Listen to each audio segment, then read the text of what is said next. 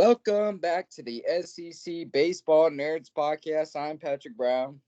And I'm Daniel Helms. This is where we cover all things SEC baseball. Today, we have multiple subjects, including South Carolina's insane win over Arkansas, and LSU just keeps on rolling, beat the brakes off Kentucky 11-0. Well, first, let's get into South Carolina. The final is in. What a game. I've not seen a baseball game that good in a while. It was 6-5 South Carolina. Carolina took one in the first. Arkansas tied that up in the second. Carolina took one in the third. Carolina took two in the fifth off a Cole Messina homer. Then Arkansas took two in the seventh, one in the ninth. But we took two in the ninth after another Cole Messina two-run shot. Cole Messina, he's been hitting the ball great in Hoover. I don't know how to describe this resurgence of Cole Messina. What has Cole Messina been doing differently to just been smacking the ball everywhere?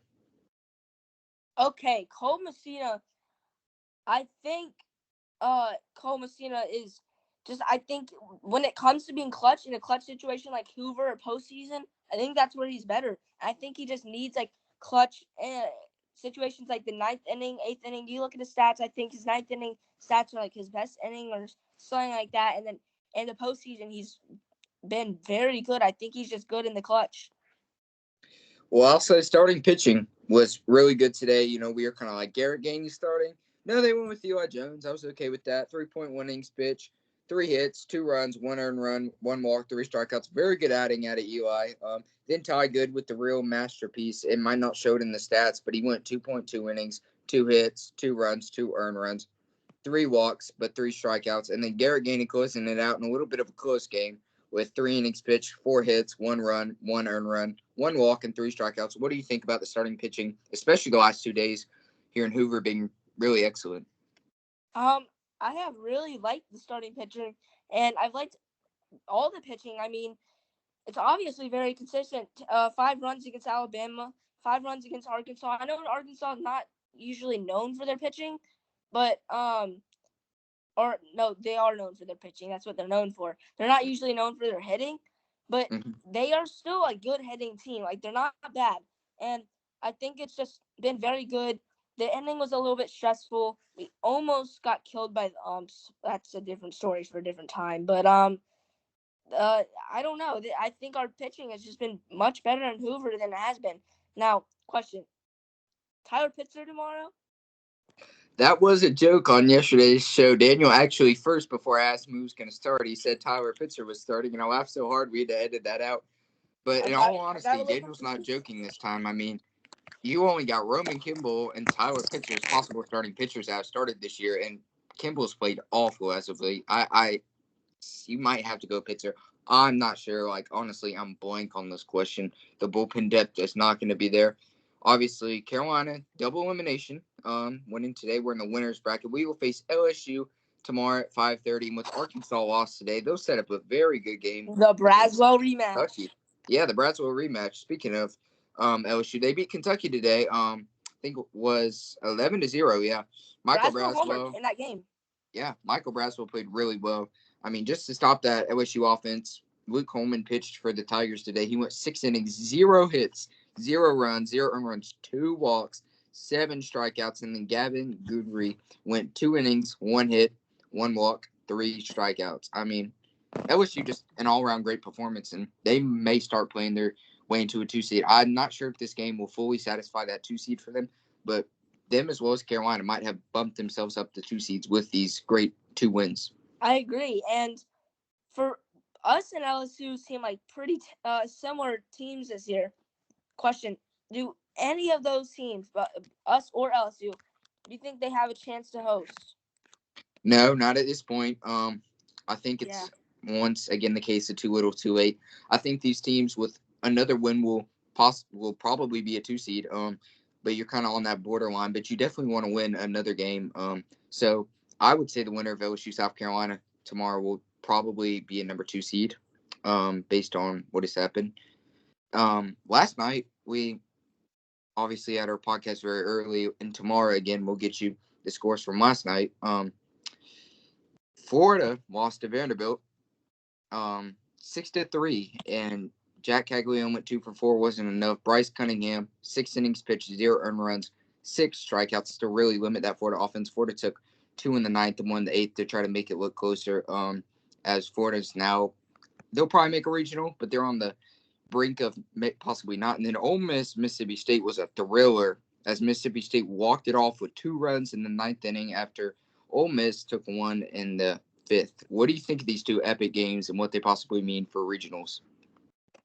I obviously think Mississippi State deserves to host.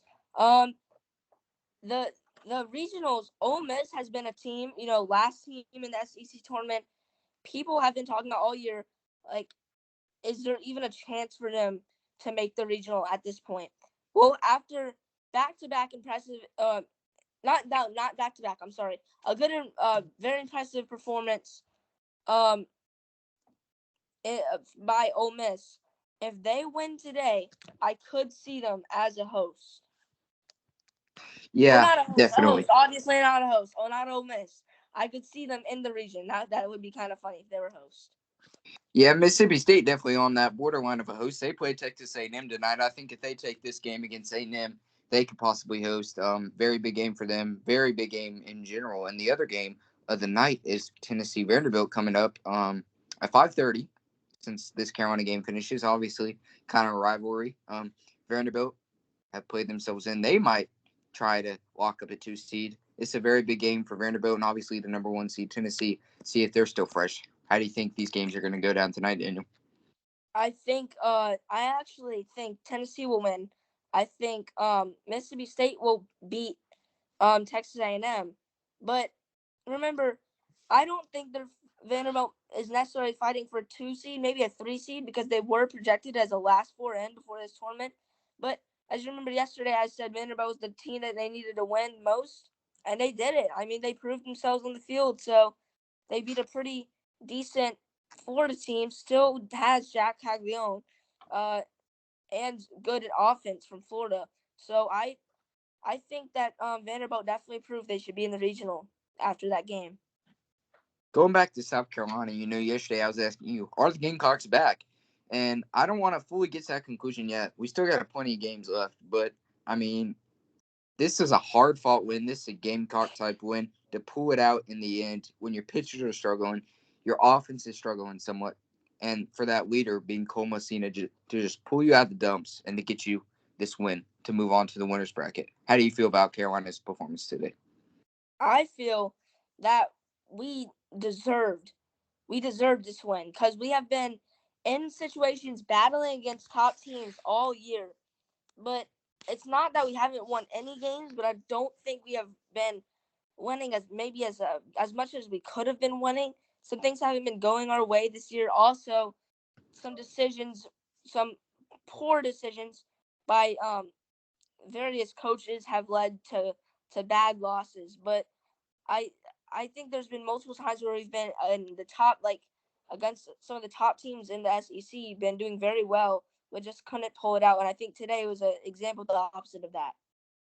I think it was just a true Gamecock performance today. Obviously, we'll see against LSU. There's something that I like to say with Carolina baseball. Even if it's not clicking, if you get in that postseason, usually Carolina baseball clicks. We're not usually known for Hoover, not a Hoover type team. Yeah, but this year, this team shows, heck, we're here for Hoover. We're here for the regionals, and we're going to fight.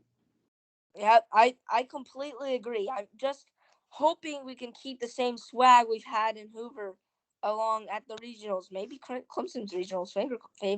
Fingers crossed for that. I want to get my revenge on the Tigers, but I hope we can keep the same swag at the regionals and maybe make the supers. Maybe do the sacred thing that we haven't been able to do in so long and finally make Omaha. I was going to ask you this question yesterday. We kind of ran out of time. Obviously, we played Alabama yesterday, eliminated them. Do you think they are a regional team? Alabama? Mm-hmm. Yes, with all my heart, I think they deserve at least, even though they lost us, a 2 seed. Okay. Not a 1 seed. I think they're locked in a 2, maybe a 3 seed. So I don't think they're out of the regions for one loss at Hoover. we lose at Hoover all the time. It hasn't ever really damaged us too far, so I don't know if it'll damage Alabama that much today. I just want to say Arkansas and Kentucky have been second and third in the league coming into this tournament, and one of them is going to get eliminated tomorrow. I mean, I don't think much people would have expected LSU and South Carolina to be meeting in the winners bracket after what you've seen the past 3 to 4 weeks. I completely agree. I think for Arkansas and Kentucky, it's not going to be a big deal. They're going to be top 8 seeds anyways.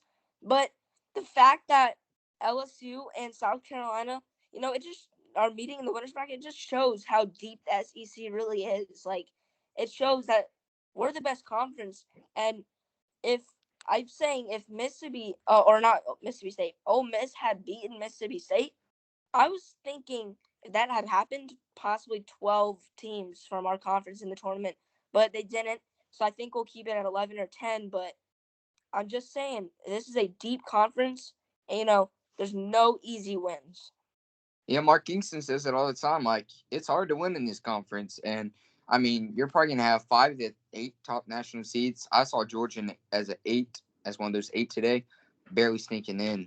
I'm a little worried for tomorrow, not because LSU's overwhelming, even though they have played really good as of late, just because you don't have bullpen depth. This season, you haven't had tons of bullpen depth. I mean, Chris Veach went 4 2/3 yesterday. Becker went 2 2/3 yesterday. You're not going to start SU again. You're not going to start Jones again. You're not going to start Good or Garrett Gainey. And so not even who you're going to start. We already mentioned your 2 possible starters are Tyler Pitzer or Roman Kimball, unless Matt Williams or Mark Kingston wants to change it up. I mean, you're not going to have much depth. I mean, Jake McCoy and Parker Marowak, we talked about them last week. They're not go-to guys, but that's probably who you're going to have top ends out the bullpen, and also Connor McCreary. So your offense definitely needs to click tomorrow, because I'm not sure how good of a pitching day it's going to be for the Gamecocks. Yeah, I would definitely agree that that it is going to be worrisome tomorrow against LSU. They are red hot, but if we do lose, it's okay. I'm sorry I was starting a little bit. I just saw the notification on my phone that the man who killed Auburn's running back, or really who shot Auburn's running back, just got charged. So that makes me happy. Fatal shooting in Florida, killing Auburn running back Brian Bettee. Not killing him, but killing his brother, excuse me. And he is still on a ventilator. Hopes and prayers for Brian and his family. Moving on here. I mean, Vanderbilt, Tennessee, I don't want to underlook this game. But if Tennessee possibly loses and they're in the losers bracket, having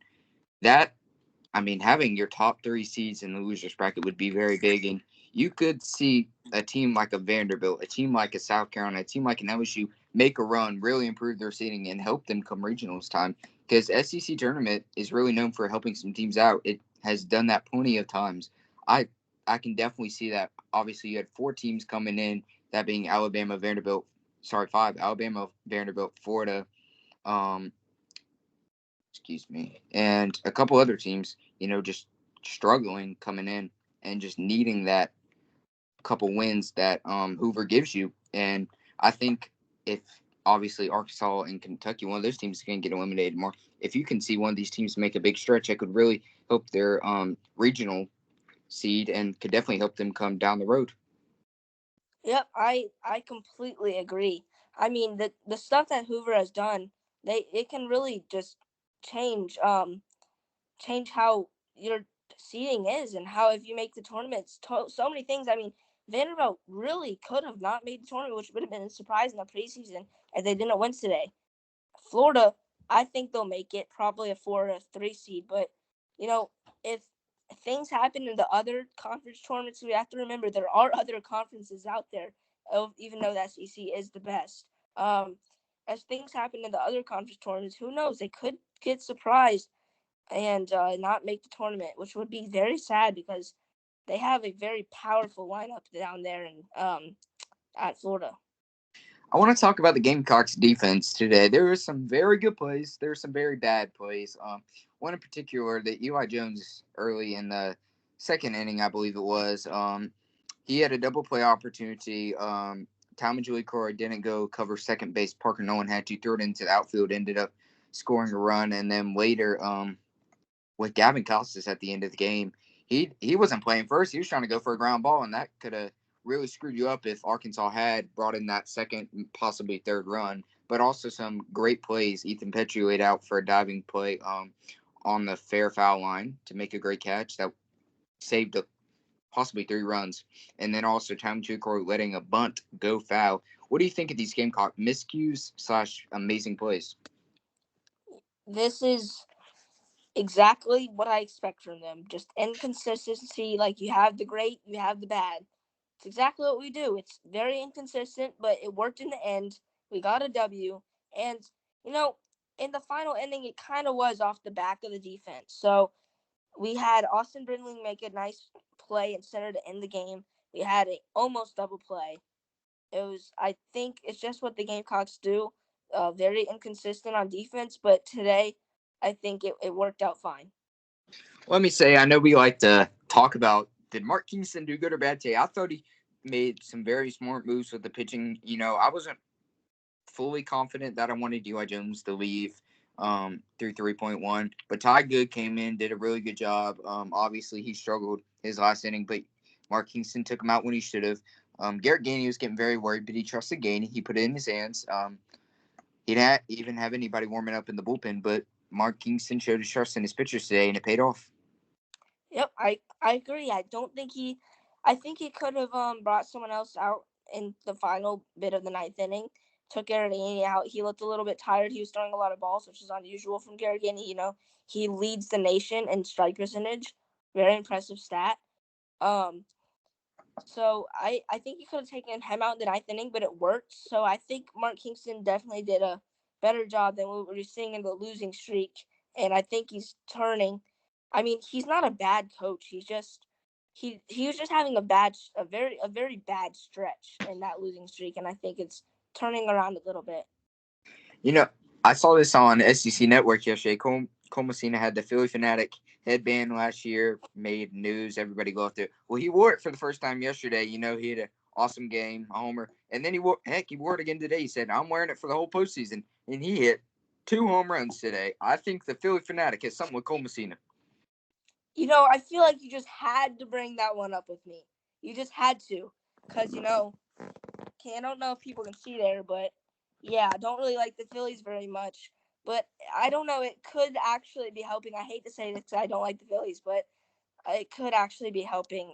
I'm very superstitious. I actually do think it's helping Cole Messina play well. I also like Mark Kingston's move in the 6th inning, actually, really early. He decided to put Will Tippett in at short, move Costas to first, Petrie out to right, Jackson to left, and pull Kennedy Jones. I think that's a smart play. He was 4-2, even though defensive miscues did come as a result of that. I think you always got to go defense first in these games. That's the type of stuff that's going to win you games. You score your runs, you got to put your defense in. You're relying on your defense. So I think that's a very smart move by Mark Kingston there in the end. I agree. I think he made a good move because, as we all know, Tippett is a superstar shortstop on defense. Hitting has been a little bit of an off year for Tippett. In high school, he was a very sought-after recruit on defense. He's really showing why he was. Hitting needs a little bit of improvement, but that was very smart by Mark Kingston.